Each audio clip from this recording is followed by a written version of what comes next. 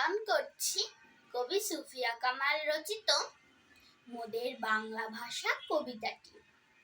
মোদের দেশের সরল মানুষ, কামার কুমার জেলে চাষা, তাদের তরে সহজ হবে মোদের বাংলা ভাষা।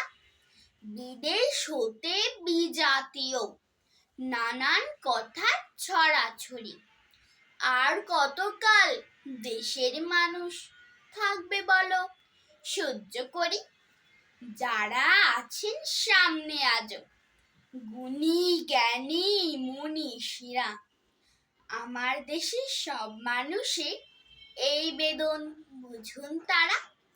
ভাষার তরে প্রাণ দিল যে কত মায়ের কোলের ছেলে, তাদের রক্ত পিছল পথে এবার যেন মুক্তি মেলে।